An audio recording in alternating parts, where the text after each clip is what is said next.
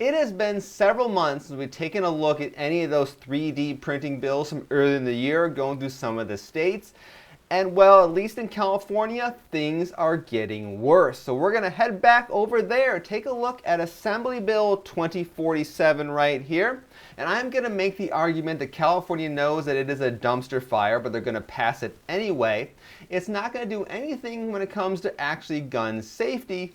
And all it's going to do is kill your ability to innovate, your ability to compete with established larger companies out there, and it's going to destroy the United States' 3D printing industry in favor of companies backed by the Chinese Communist Party. Now, in a previous video, I did go through this bill in much more detail, but the basic idea is that California wants some process in place so that if a 3D printer thinks you're trying to print 3D printed gun parts, it's going to go ahead and say, no, you can't do that, and to try to set up a craptacular way of doing that with software and firmware and things like that. And since the time this bill was actually introduced into the California Assembly, it's gone through some committees, there's been some markup to it, and yes, they've somehow actually made it even worse. So when it comes to the changes in this bill, you're going to see that blue text is things that have been added, and the red struck out text are things that have been removed. Now, a lot of the major changes pertain to the removal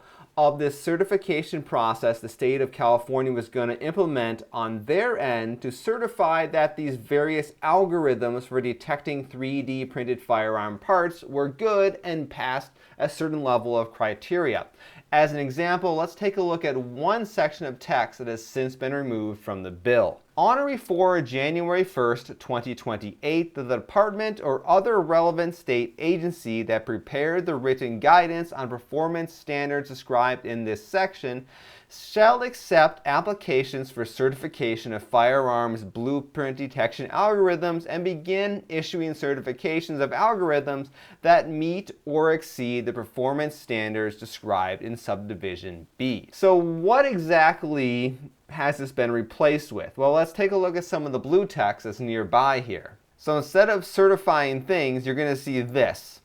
Algorithm developers, the department or relevant agency shall issue an update to the written guidance on performance standards.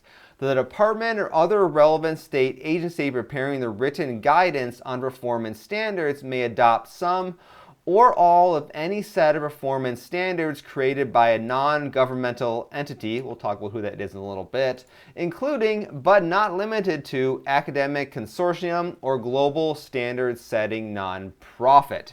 So now instead of certifying algorithms, the state of California is going to only basically say here are some standards that a 3D printing companies have to abide by in order to allow their printers to be sold in the state of California. Now, in a moment here, I'll explain why it is worse, but I want to point out one dumb little thing down here in the bill. When it comes to talking about the sales of 3D printers, before any three-dimensional printer is offered, sold, transferred, or distributed to any person or business in California, the manufacturer shall equip the three-dimensional printer with certified firearm blocking technology as described in these two sections are the ones that are heavily marked up about removing the certification process. So apparently the members of these committees in California did not actually fully read their own bill to realize that right now this is a problem because it's actually impossible to implement because this part of the bill is still referencing something that was removed.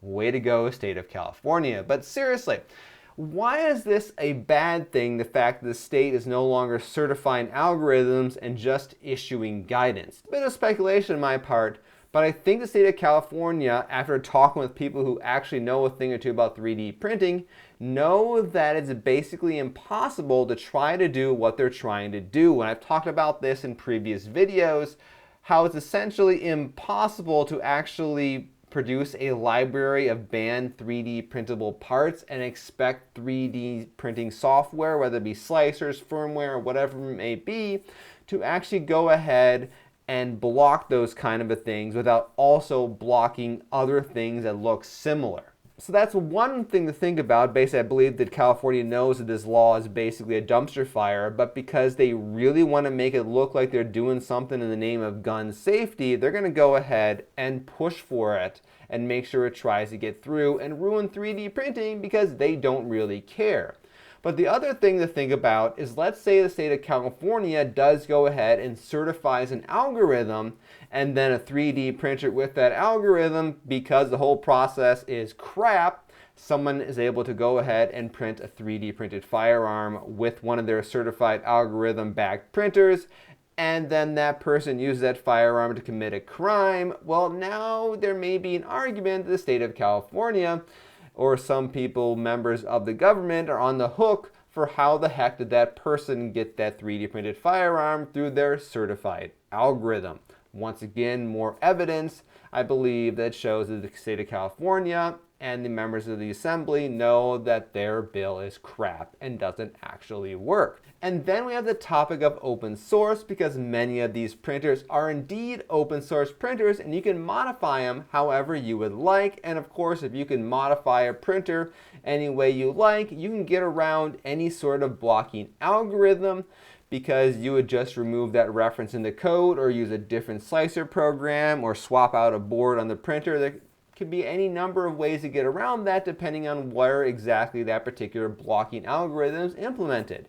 Well, you know what? California listened to you guys and added a thing here about open source. So the performance standards shall set out options for design forms that may be used for a software controls process integration. This thing here is basically their definition of how you're going to integrate a firearms detection algorithm into your 3D printing workflow, into a three-dimensional printer, including all the following, blah, blah, blah. Let's look at C right here. Any other form, including but not limited to handshake authentication, design, some sort of DRM type thing, or other design forms directed towards compatibility with open source architecture. Seriously, if it's an open source architecture, then any sort of thing like this can be removed. You are just trying to do lip service to an entire section of the 3D printing industry who are much smarter than you and realize that what you're doing right here is a bunch of bullcrap and will never ever work.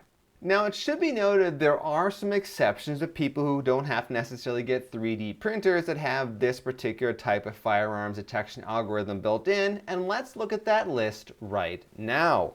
This section shall not apply to the following products, and this section refers to the details of selling and transferring 3D printers in the state of California. Printers manufactured for and sold exclusively to state licensed firearms manufacturer as defined in subdivision blah blah blah. Makes kind of sense. Printers manufactured for and sold exclusively to the state of California or law enforcement agencies of the United States for manufacturing blah blah blah. What do you know? The government regulations never apply to the government. Holy crap. Printers manufactured for and sold exclusively to aerospace, biomedical, automotive, or chemical or mechanical engineering companies or government contractors that are also not sold on the consumer retail market. Oh, and then the best one here is for last. Printers manufactured and sold exclusively to the entertainment industry, stagecraft, and prop making studios, because apparently this woman who wrote this bill completely forgot about California's biggest industry, because this is blue text, and that would be Hollywood. Now, of course, I am also a prop making studio, as I have made several short films, a few of which are available on this YouTube channel and some of my other YouTube channels. So therefore, even though I don't live in California, I should be able to qualify as a prop making studio, because I don't know how the heck the government would define such a thing, but I'm sure they probably have a way to do it such that only the big companies who are involved in Hollywood can actually qualify for this line in the bill. So what you can see here with these exceptions is that large established companies can go ahead and actually get access to normal 3D printers which don't have this crippling DRM, crippling protection, firearm, bullcrap thing built into it, and they can continue to use normal 3D printers to innovate, whereas you who run a 3D printer in the basement of your house trying to launch some sort of startup or try to create some sort of new product or tool, you only have access to the crippled 3D printers, making it much harder to compete with the established companies. Holy crap, the government is selling you out to large businesses. Who would have ever thought that might actually happen? The sarcasm in this video is pretty ridiculous. So now let's take a look at some of the penalties in this bill. And basically it comes down to there's going to be penalties if you sell, offer to sell, or transfer a three-dimensional printer in California that is not equipped with firearm blocking technology. So once this all goes into effect, the 3D printers you own right now, you can't sell them to someone else or give them to someone else in the state of California. And a person who has suffered harm in California as a result of a violation of this section may bring an action in court of competent jurisdiction to establish that a person has violated this section and may seek compensation, damages, as well as an injunctive relief sufficient to prevent the person and any other defendant from further violating the law. If you go ahead and violate this law and give your buddy a 3D printer, and that buddy of yours goes ahead and prints a 3D printed firearm and then commits a crime, well, the person who's the victim of the crime can probably come back and file a lawsuit against you because you violated the law by giving your buddy that 3D printer that did not have firearms protection, blueprint, algorithm, whatever they call it, built into it. And the problem with this and these penalties are that it's only going to really hurt people that are in the United States. Once again, as I mentioned before, a vast majority of the 3D printers that are in people's basements are manufactured by companies in China affiliated with the Chinese Communist Party, because any large company in China is affiliated with the Chinese Communist Party. And the problem is the state of California really has no way to block direct sales to residents of California from these companies that are based in China from buying the 3D printers directly there and shipping them to people in the state of California. All they can really do is go after local businesses and the one 3D printing company in the United States that sells 3D printers to consumers. Basically what it comes down to, these penalties can really only affect United States citizens and U.S. companies, because there's no way in the heck that the state of California is ever going to get anything by going after a company in China. The Chinese companies are just going to laugh at them and tell them to go screw off. And that is why this bill is only going to go ahead and hurt the United States 3D printing industry and continue to allow China to dominate in this sector. And then finally, one thing that should be brought up, well, we've seen these bills in multiple states now. Is that just a coincidence? And the answer to that is no. I figured there had to be somebody behind it, and I'm not surprised it's these people. And that would be the Everytown for Gun Safety organization. Everytown is a very well-known and well-funded organization that wants to take your guns from you so you can't defend yourself. And recently, they started focusing on 3D printed guns. This is their issues page, and they talk a whole lot about why they consider this to be a dangerous thing and something needs to be done. And right here, you can see some of the news articles talking about these recent bills that I've been covering here on my channel and that other 3D printed channels I've been talking about here on YouTube. And honestly, I think when it comes to this topic, we're likely very screwed. I want to show you a survey that Everytown did in the state of New York, where there is another bill going through to implement something similar to what California is trying to do. According to their survey, I don't know what the question actually was, and that's always kind of important to know what the question was. Unfortunately, we don't know. We just have a press release. When asked if they supported or opposing requiring 3D printers to be equipped with software that blocks illegal 3D printing of firearms, 74% of respondents supported it, while only 16 opposed it. So what I see here is 16% of people actually know how 3D printers work, and 74% of the population, probably boomers, have no idea how it actually works and are willing to destroy it in the name of no actual real safety gains. So this is the kind of fight we're up against. Well, that is about all I got for you this time around. I'm going to keep following this, and if I got some better ideas to go ahead and how we can fight this, I will let you know. But if you do live in the state of California or New York, where the other similar bill is currently going through, contact the members of your state legislator and tell them they're morons for supporting this bill, and hopefully destroy them with a bunch of logic and demonstrate why they clearly know nothing about how 3D printing actually works. And if you really want to know why gun control doesn't work in terms of stopping violence, go ahead and check out some of my other videos on this topic, because I talk about it there. But as a general rule, when you're stuck in a low trust society, more government is not going to make things better. That is simply how you end up on the road to authoritarianism. Whether that's Marxist left-wing stuff or right-wing fascism is kind of irrelevant. You're going to end up in a very bad place.